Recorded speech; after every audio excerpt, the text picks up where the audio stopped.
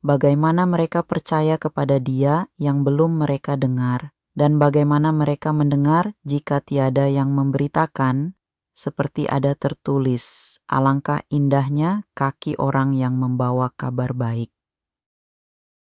Sekarang mari kita membaca firman Tuhan dari Pembacaan pertama, Mazmur pasal ke-16, Miktam dari Daud. Jagalah aku ya Allah, sebab padamu aku berlindung. Aku berkata kepada Tuhan, Engkaulah Tuhanku, tidak ada yang baik bagiku selain Engkau. Orang-orang kudus yang ada di tanah ini, merekalah orang mulia yang selalu menjadi kesukaanku. Bertambah besar kesedihan orang-orang yang mengikuti Allah lain. Aku tidak akan ikut mempersembahkan korban curahan mereka yang dari darah, juga tidak akan menyebut-nyebut nama mereka di bibirku. Ya Tuhan, Engkaulah bagian warisanku dan pialaku. Engkau sendirilah yang meneguhkan bagian yang diundikan kepadaku. Tali pengukur jatuh bagiku di tempat-tempat yang permai. Ya, milik pusakaku menyenangkan hatiku. Aku memuji Tuhan yang telah memberi nasihat kepadaku. Ya, pada waktu malam hati nuraniku mengajari aku. Aku senantiasa memandang kepada Tuhan. Karena Ia berdiri di sebelah kananku, aku tidak goyah. Sebab itu hatiku bersukacita dan jiwaku bersorak-sorak. Bahkan tubuhku akan diam dengan tentram, sebab Engkau tidak menyerahkan aku ke dunia orang mati, dan tidak membiarkan orang kudus-Mu melihat kebinasaan. Engkau memberitahukan kepadaku jalan kehidupan. Di hadapan-Mu ada sukacita berlimpah-limpah. Di tangan kanan-Mu ada nikmat senantiasa. Pembacaan kedua, Ibrani pasal 5. Sebab setiap imam besar yang dipilih dari antara manusia ditetapkan bagi manusia dalam perkara-perkara yang berhubungan dengan Allah, supaya ia mempersembahkan persembahan dan korban karena dosa. Ia dapat berbelas kasihan kepada orang-orang yang jahil dan yang sesat, karena ia sendiri penuh kelemahan. Oleh karena itu, ia wajib mempersembahkan korban karena dosa, bukan saja bagi umat, melainkan juga bagi dirinya sendiri. Dan tidak seorang pun mengambil kehormatan itu bagi dirinya sendiri, melainkan dipanggil oleh Allah seperti Harun. Demikian pula, Kristus tidak memuliakan dirinya untuk menjadi imam besar, melainkan dimuliakan oleh Dia yang berfirman kepadanya, Anakku engkau, pada hari ini aku telah memperanakkan engkau, sebagaimana firman-Nya juga di tempat lain. Engkau adalah imam untuk selama-lamanya menurut peraturan Melkisedek. Dalam hidupnya sebagai manusia, ia mempersembahkan doa dan permohonan dengan ratap tangis dan air mata kepada Dia yang sanggup menyelamatkannya dari maut, dan karena kesalehannya ia didengarkan. Sekalipun ia adalah anak, ia belajar taat dari apa yang telah dideritanya, dan setelah disempurnakan, ia menjadi pokok keselamatan yang abadi bagi semua orang yang taat kepadanya, dan disebut oleh Allah menjadi imam besar menurut peraturan Melkisedek. Menuju kedewasaan rohani. Tentang hal ini banyak yang harus kami katakan, tetapi sukar dijelaskan karena kamu telah lamban mendengar. Sebab sekalipun ditinjau dari segi waktu, kamu seharusnya sudah menjadi pengajar. Kamu masih perlu diajarkan lagi asas-asas pokok dari penyataan Allah. Kamu masih memerlukan susu, bukan makanan keras.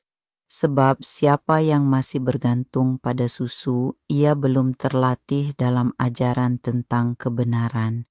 Ia masih anak kecil.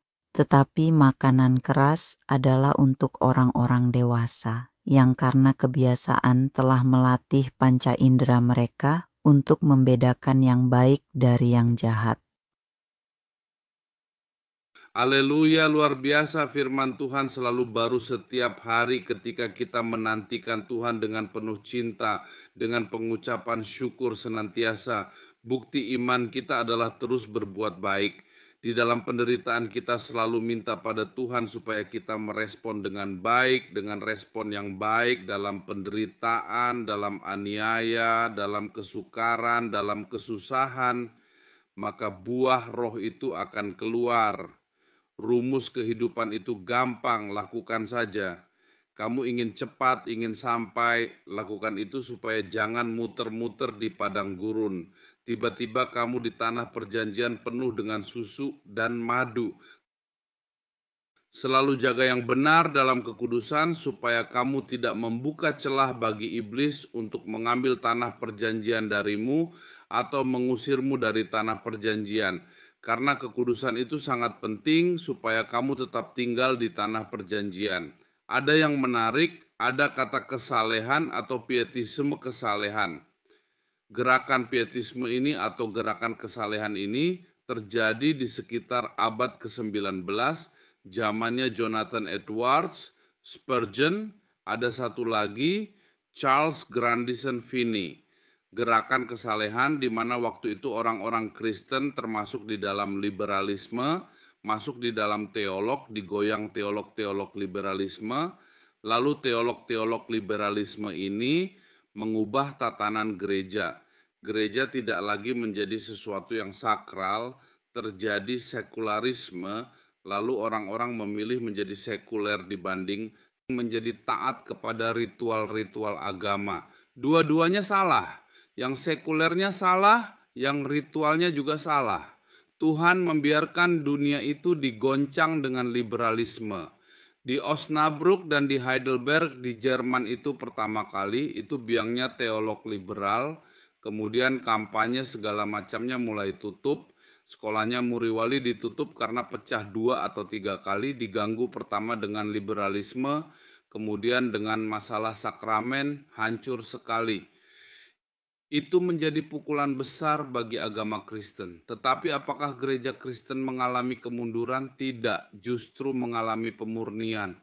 Dari awal gereja menetapkan ritual dan aturan-aturan supaya umat dibawa kepada Tuhan di dalam ilusi ritual dan aturan-aturan itu, maka Tuhan mengizinkan para teolog liberal menggoncang supaya orang sadar, rontok dari itu seperti katekismus.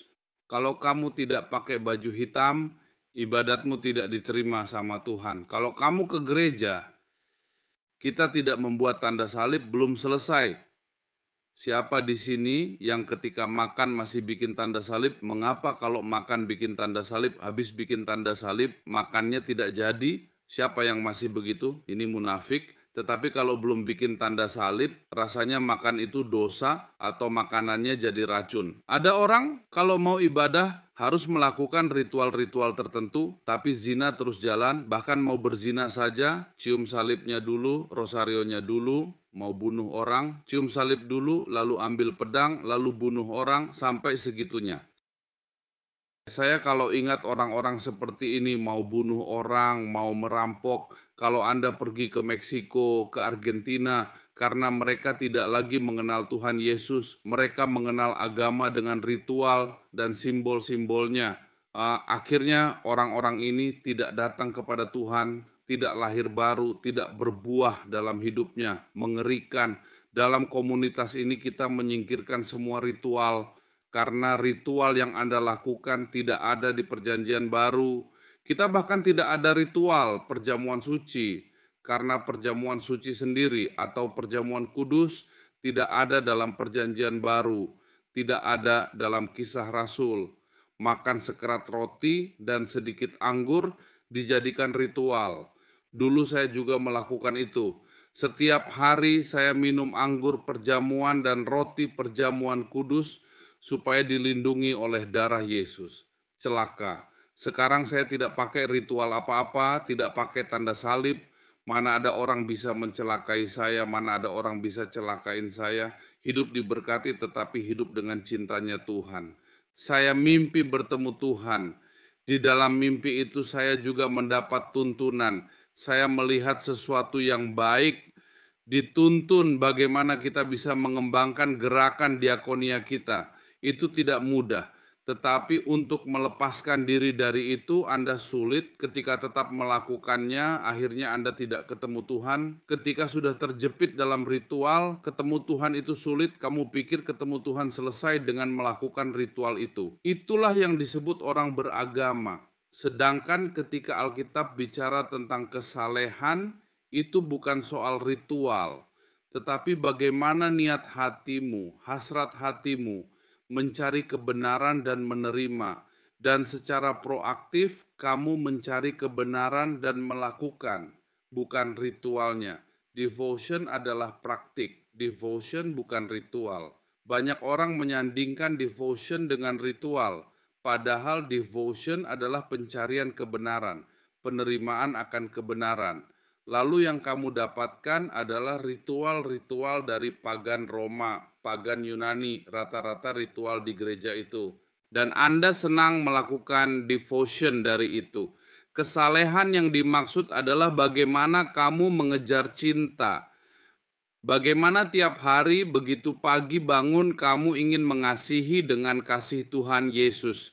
Itu devotion. Coba amati, ketika pagi kamu bangun, pertama kali kamu pikirkan utang atau kamu berkata, Tuhan terima kasih. Ada ucapan syukur, ada keinginan berbuat baik hari ini. Kita harus jujur. Apa yang pertama kamu pikirkan atau ritual? Anda harus minum air suci, Anda harus makan perjamuan, atau nyalakan Zoom dulu. Lagi melek langsung nyalakan Zoom, masih belekan. Atau apa yang pertama kali Anda lakukan, itu penting. Tanda dalam hidupmu, parameter.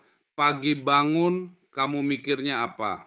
Karena itu setiap pagi bangun, katakan terima kasih Tuhan Yesus, sebut Jehovah Jireh, Jehovah Sebaot. Pagi bangun mengucap syukur, pikirkan Tuhan, utang terusan nanti itu hanya ilusi, bukan ritual-ritual yang kamu lakukan dalam keseharianmu, melainkan pencarian Tuhan. Dan itu harus kamu lakukan secara setia, dengan rutin, bukan rutinitas kosong, tetapi terus-menerus. Itulah devotion, konsistensi. Pagi bangun, apa yang kamu pikirkan, itulah devotion. Malam mau tidur, apa yang kamu pikirkan, itulah devotion. Devotionmu kepada utang atau kepada Tuhan, kepada Bapa di sorga, atau kepada masalahmu.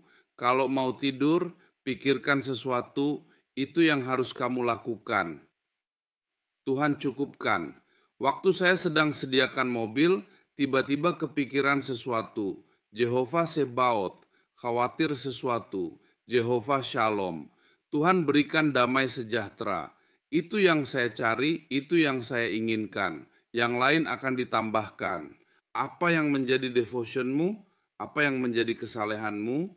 Kembali ke abad ke-18 ketika semangat pietisme itu yang sekuler ngedan dengan kecabulan perzinahan, free sex, bahkan kriminalitas tinggi di Eropa waktu itu karena mereka meninggalkan ritual seperti kuda lepas kandang di dalam gereja sendiri yang masih ritual tetap cabul. Terjadi dua, kota-kota Eropa menjadi metropolitan dan keras karena orang tidak lagi mengurus agama, tidak ada rem, sedangkan yang beragama makin menjadi fanatik karena hatinya kepingin tapi takut. Bangkitlah pietisme, gerakan kesalehan, orang kembali mencari Tuhan, belajar mencintai Alkitab, kerja sekuler dengan semangat dan kebenaran, lalu sadar bahwa bekerja itu penting, tetapi hidup takut akan Tuhan itu penting. Pagi-pagi lagu-lagu baru diciptakan banyak sekali di abad itu karena orang menemukan ketenangan ketika mencari Tuhan. Sekalipun masih menjalankan ritual, ada yang lebih dari ritual itu. Mereka punya cara sendiri-sendiri mencari Tuhan. Di Amerika tidak lagi mandek dengan ritual-ritual itu. Tiap hari, pagi dan malam, lagu-lagu baru diciptakan. Sebetulnya lagu-lagu itu, kalau kita benar-benar hidup dalam kekristenan yang hidup, dalam pencarian Tuhan yang benar, lagu-lagu itu tumbuh sendiri.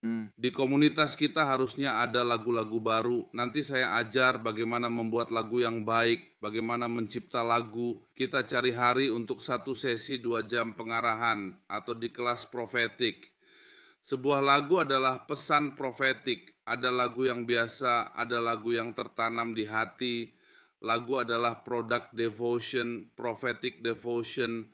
Lagu-lagu yang benar dan baik mencerminkan kondisi kerohanian kita. Setiap zaman kita harus membuat lagu yang baik. Ada lagunya, ada temanya. Setiap zaman ada tema dan lagunya. Mari kita coba di kelas profetik terakhir.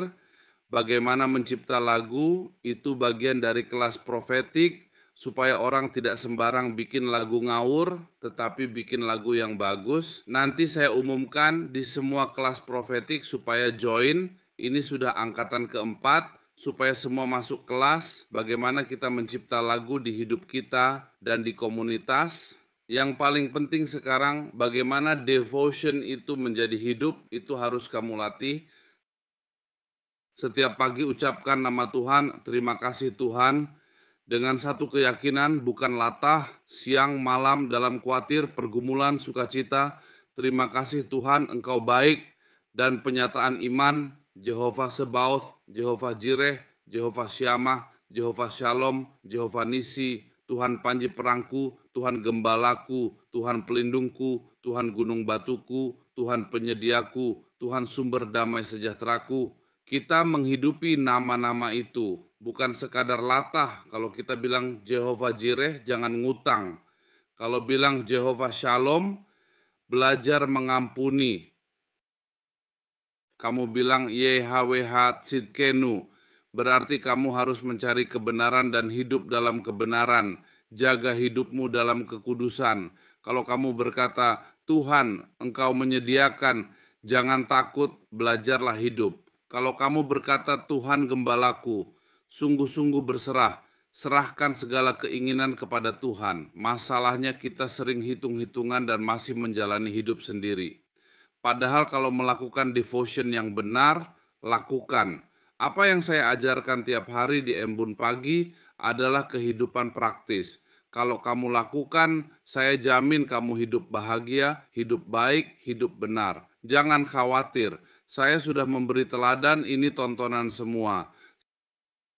Saya menyediakan diri ada di rumah, Pak Tiji di rumah saya, Bu Mantu pernah ke rumah saya, Pu Marjuni pernah ke rumah saya, Pak Enado pernah ke rumah saya tunjukkan apa adanya hidup saya, itulah kehidupan praktikal, hidup kita adalah devotion, pengabdian, tindakan kesalehan, bukan teori kesalehan, bukan debat agama, tetapi bagaimana kita melakukannya.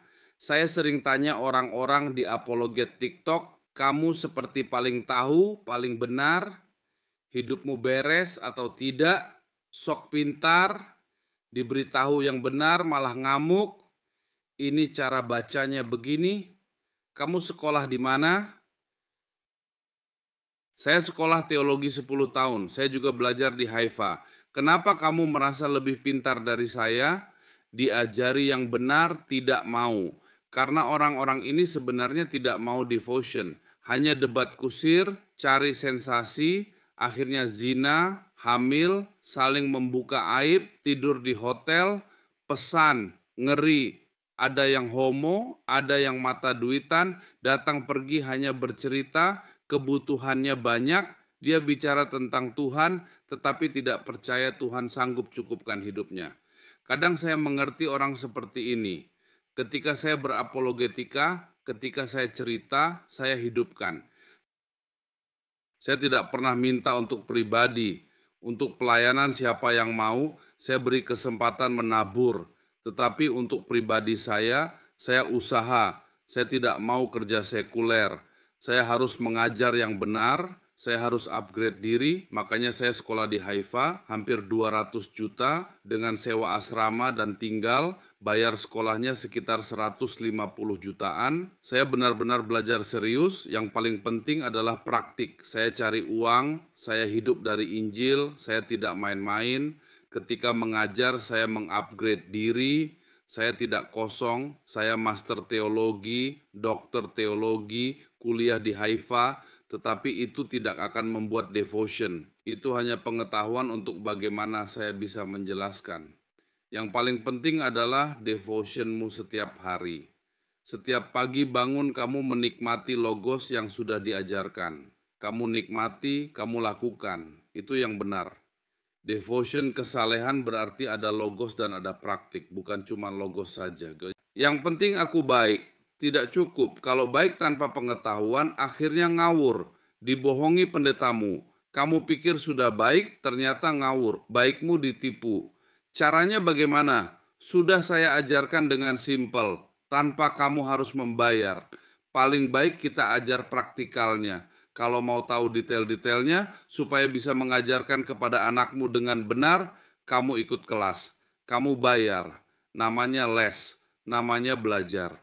Tapi tiap hari saya sudah praktikkan, saya tunjukkan, saya beri contoh, saya ajarkan. Devotion itu logos yang dilakukan, terus-menerus berulang. Logosnya yang mana? Semuanya. Bagaimana memahami logos? Sudah saya ajarkan tiap hari. Kita bacakan dari Kejadian sampai Maleaki, nanti lanjut sampai Wahyu, urut. Kita sudah 2 kali pembacaan Alkitab Perjanjian Lama. Tahun ini lanjut sampai Wahyu supaya selesai. Jadi kamu tiap hari dengar di sini. Itu tidak akan menjadi devotion atau kesalehan kalau kamu tidak melakukan.